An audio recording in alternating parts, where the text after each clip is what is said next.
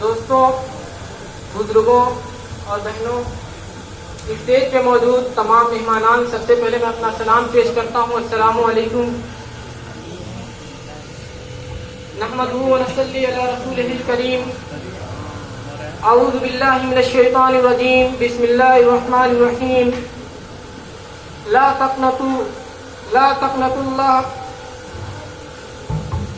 تقنطوا من رحمت اللہ، رب اشرح لی صدری ویسر لی امری واحلل عقدۃ من لسانی یفقہوا قولی رب زدنی علما۔ دوستوں،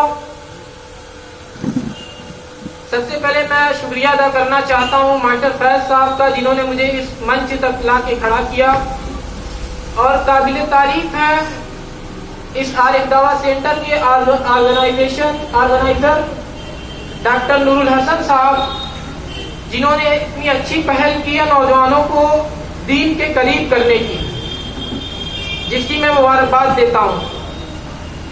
اور میں پروگراموں میں اکثر یہ کہا کرتا ہوں کہ قوم کا سرمایہ، قوم کی مکھیہ طاقت نوجوان ہوا کرتے ہیں۔ اگر نوجوان بھٹک جائیں، دین سے دور ہو جائیں، عیاشیوں میں مبتلا ہو جائیں، تو وہ قوم برباد ہو جایا کرتی ہے، صفحہ ہستی سے مٹ جایا کرتی ہے۔ وہ قوم اپنا کھویا ہوا وقار کبھی نہیں پا سکتی جس کے نوجوان بھٹک جائیں۔ آج اگر ملک کے حالات بد سے بدتر ہوئے ہیں تو میرا یہ اپنا نظریہ ہے کہ اس میں کہیں نہ کہیں نوجوانوں کا بھی رول رہا ہے، کیونکہ نوجوان دین سے دور ہو گئے ہیں۔ آج ایک بیٹے کو اس لائق ہونا چاہیے کہ وہ اپنے باپ کی میت کا جنازہ پڑھا سکتے، اپنے ایک باپ کو اپنے بیٹوں کو ایسا بنانا چاہیے کہ وہ اس کے بیٹے اس کی میت کا جنازہ پڑھا سکیں، اور ماؤں کو بھی اس لائق اپنی بیٹیوں کو بنانا چاہیے کہ ان کی بیٹیاں ان کی ماؤں کی میت پر ان کو غسل دے سکیں۔ ہمیں اس بات کو سمجھنا ہوگا۔ علامہ اقبال نے اسی لیے کہا تھا، اس زمانے میں معزز تھے مسلمان ہو کر اور ہم خار ہوئے تاریخ قرآن ہو کر۔ ہم نے دین سے دوری اختیار کی، نوجوان بھٹک گئے۔ آج نوجوانوں کا عالم یہ ہے کہ وہ ہوٹلوں پر 2 بجے رات تک بیٹھ کے یہ تبصرہ کرتے ہیں کہ بائیڈن اور پوتین میں جنگ ہونا چاہیے کہ نہیں ہونا چاہیے، حالانکہ اس سے ہمارا کیا لینا دینا۔ آج کے نوجوان راہ راست سے بھٹک گئے۔ ان کا عالم یہ ہے کہ رات کو 2 بجے سوشل میڈیا پہ آن لائن رہتے ہیں اور صبح 11 بجے یہ میسج فارورڈ کرتے ہیں کہ دین کی خدمت کرو۔ آج نوجوانوں کا عالم یہ ہے۔ آج اگر نوجوانوں نے دین کی راہ میں بڑھ چڑھ کر حصہ لینے کی کوشش بھی کی، اگر غریبوں کی مدد بھی کرنا چاہا تو غریبوں کا مذاق اڑا کے مدد کیا، ہمارے رہنماؤں کو بلا کر فوٹو کھنچوا کر، اخبار والوں کو بلوا کے فوٹو کھنچوا کے لوگوں کی مدد کی۔ یہ مدد نہیں کی ہے، میں نے کہا کہ یہ توہین کی ہے انہوں نے، ایسی مدد کا کوئی مقصد نہیں۔ آئیے، تو میں نوجوانوں کے متعلق بات کر رہا تھا کہ نوجوان راستے سے بھٹک گئے ہیں۔ ابھی کچھ سالوں پہلے ایک صاحب تھے، دلی میں پڑھتے تھے، جنہوں نے نبوت کا دعویٰ کیا۔ ان کی چپیٹ میں آنے والے اکثر نوجوان جو تھے وہ عصری تعلیم حاصل کرنے والے تھے۔ میں یہ نہیں کہتا کہ عصری تعلیم حاصل کرنا غلط ہے، لیکن اس کے ساتھ ساتھ دینی تعلیم کا ہونا بھی ضروری ہے، کیونکہ اللہ نے قرآن میں اگر اقرا کہا کہ پڑھو، مفسرین اور علماء کرام کہتے ہیں کہ اقرا سے مراد دینی تعلیم ہے، اور اس کا یہ مطلب نہیں کہ عصری تعلیم حاصل نہیں کرنا ہے، عصری تعلیم بھی اتنا ہی ضروری ہے۔ کیونکہ جب بابری مسجد کا کیس چل رہا تھا، اس وقت میرے ایک دوست نے بتایا کہ اس کا جو کیس ہینڈل کر رہے تھے، جو وکیل تھے، وہ نان مسلم تھے۔ یہ سن کے مجھے افسوس ہوا کہ ہمارے اپنے قوم کے کوئی ایسے وکلا موجود نہیں جو ہماری نمائندگی کریں، ہماری طرف سے کیس دیکھیں۔ تو ہمیں سن کر یہ افسوس ہوا۔ ہمیں ڈاکٹر اور انجینئر میں بھی ضرورت ہے، ڈاکٹر اور انجینئر بھی بنانا ہے ہمیں، اور وکلا بھی بنانا ہے، لیکن اس کے ساتھ ساتھ دین کی بیسک جانکاری بھی ہونا چاہیے، نہیں تو پھر وہی قادیانیت کی طرح ان کی چکنی چپٹی باتوں میں یہی نوجوان ایسے پھسل جاتے ہیں۔ ابھی سوشل میڈیا پہ ایک کتاب کا بہت زور و شور سے پرچار پرسار چل رہا ہے، جینے کی راہ۔ میں بھی دیکھا, نام تو بہت اچھا لگا. تو اس پہ یہ دے رہا ہے کہ صرف نمبر سینڈ کریے, آپ کو کتاب فری میں آپ تک پہنچا دی جائے گی. مجھے ایک جملہ کسی کا یاد آیا کہ جب کوئی چیز فری میں ملے تو ضرور اس کے پیچھے کچھ مقصد ہوا کرتا ہے. میں نے وہ کتاب اپنا نمبر بھیج دیا اور کتاب مجھ تک آ پہنچی. میں نے کتاب کے چند صفحات ابھی پڑھے تھے تو پتا چلا کہ اس کتاب کے رائٹر رام پال مہاراج, جو کہ ناستک ہے, تمام دھرموں سے وہ انکار کرتا ہے, اس نے اس پر کتاب لکھی.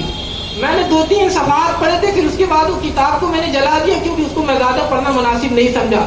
اس کے بعد اس کتاب والوں نے مجھے فون کیا کہ آپ کو اس کتاب سے کیا ملا, کیا سیکھا آپ نے. میں نے کہا کہ ایسا ہے کہ میں ڈائریکٹ ان سے, جو اس کے رائٹر ہیں رام پال مہاراج, ان سے بات کرنا چاہتا ہوں, اگر ہو سکے تو بات کرائیں. تو انہوں نے کہا کہ نہیں, ہم ڈائریکٹ بات نہیں کرا سکتے, آپ سوال جو پوچھنا ہے بتائیے, اس سوال کو ہم اپنے مہاراج جی کے پاس رکھیں گے. میں نے کہا کہ ایسا ہے کہ انڈائریکٹ مجھے بات نہیں کرنا, ڈائریکٹ مجھے سوال کرنا, اگر ہو سکے تو بات کرائیے. اور ان سے یہ بھی کہیے گا کہ ایک 18 سال کا لڑکا, تقریباً آپ کی عمر 70 سال ہے, آپ کے 70 سال کی عمر والے بزرگ کو چیلنج کرتا ہے کہ آپ اس پہ آپ مجھ سے مباحثہ کریں اس کتاب پہ, لیکن آج تک اس پہ فون نہیں آیا. خیر, اس کا میں نے سوشل میڈیا پہ بھی بائیکاٹ کیا تھا, اس پہ میری ایک تحریر بھی آئی تھی جو میں نے لکھا تھا. خیر, تو ایسے لوگوں کا شکار یہی نوجوان ہوا کرتے ہیں. انہی چند نوجوانوں نے جو دلی میں جو لڑکا نبوت کا دعویٰ کیا تھا اس پر ایمان لے کے آئے تھے, جو دین سے بالکل دور تھے. دین کی بیسک جانکاری ہر ایک لڑکے کو ہونی چاہیے, چاہے وہ اصلی تعلیم حاصل کرے, چاہے وہ دینی تعلیم حاصل کرے. میں یہ نہیں کہتا کہ اپنے لڑکوں کو آپ حافظ قرآن یا قاری بنائیے, لیکن اتنا طریقہ, وضو کا طریقہ, نماز کا طریقہ, غسل کا طریقہ, باپ کی میت کا جنازہ پڑھانا پڑے تو جنازے کے طریقے اور دعائیں یاد ہونی چاہیے. ہمیں اس بات کو سمجھنا ہوگا. اللہ تعالیٰ نے قرآن میں کہا کہ لا تقنطوا من رحمت اللہ, کہ تمام انسانوں کو مخاطب کر کے کہا کہ آپ مایوس مت ہونا. نوجوان اس حکومت سے یہ کہہ لیجیے کہ مایوسی میں جی رہے ہیں, آنکھیں مودے ہوئے, کانوں میں انگلی ٹھوسے ہوئے جی رہے ہیں.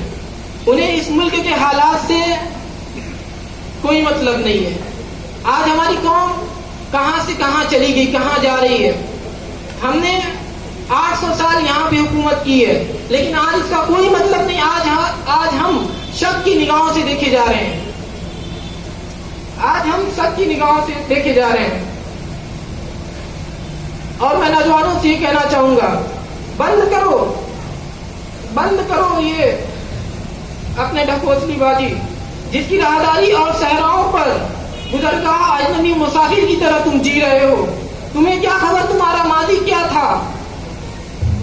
پہلے تم متحد ہو جاؤ, مضبوط ہو جاؤ, کیونکہ جب تک بکھرے رہو گے تب تک یہ حکومتیں تمہارا فائدہ اٹھاتی رہیں گی. اگر تم مضبوط رہو گے, متحد رہو گے, تو یہ فرقہ پرست پارٹیاں بھی تمہاری سیکولر بنی رہیں گی. اگر تم بکھرے رہو گے, متحد نہیں رہو گے, تو یہ سیکولر پارٹیاں تمہارا فائدہ اٹھاتی رہیں گی. اگر متحد رہو گے تو یہ فرقہ پرست پارٹیاں بھی سیکولر بن جائیں گی. ہمیں اس بات کو سمجھنا ہوگا. نوجوان آج کل ہماری سنستھا بہت ساری چلتی ہیں, تھوڑا سا اناج ٹھنڈی میں کمبل بانٹتے ہیں, اس کا بھی فوٹو لیتے ہیں. حالانکہ اس کا اسلام سے کوئی لینا دینا نہیں ہے. اگر دکھاوے کی نیت سے کیا جا رہا ہے تو ہمیں اس سے بچنا چاہیے. اس پر میں نے سوشل میڈیا پر بھی بولا تھا, جس کی میری کچھ لوگوں نے مخالفت بھی کی تھی. حالانکہ انہیں یاد ہونا چاہیے کہ ہم نے 22 لاکھ مربع میل پہ حکومت کی ہے, تو عمر بن خطاب رضی اللہ عنہ کا نام آتا ہے. جب ان کی حکومت تھی تو راتوں کو وہ گشت کیا کرتے تھے, ایک بوڑھی عورت کی خدمت کیا کرتے تھے, جنگل میں جا کے روزانہ جایا کرتے تھے. ایک دن ایسا ہوا کہ دوسرے صحابی نے دیکھ لیا اور ان کا پیچھا کیا, اور ان کا وہ عمل اجاگر ہو گیا. حضرت عمر فاروق مسجد میں گئے اور رونے لگے کہ اللہ, یہ عمل میں نے صرف تیری رضا کے لیے کیا ہے. اللہ, یہ عمل صرف میں نے تیری رضا کے لیے کیا ہے, اس کو اجاگر نہ کرنا. تو ایسے تھے ہمارے اسلاف. تو وقت اجازت نہیں دیتا, میں اپنی باتوں کو ختم کرتا ہوں. آخر میں یہی کہوں گا کہ نوجوان اپنی اصلاح کریں اور دین کے قریب آئیں. اور گھومنا پھرنا, وہ سمے کی بربادی, اور اپنے قوم کے بارے میں کچھ نہ سوچنا یہ ایک بیوقوفی والی بات ہے. ہمیں اپنے قوم کے بارے میں سوچنا ہوگا.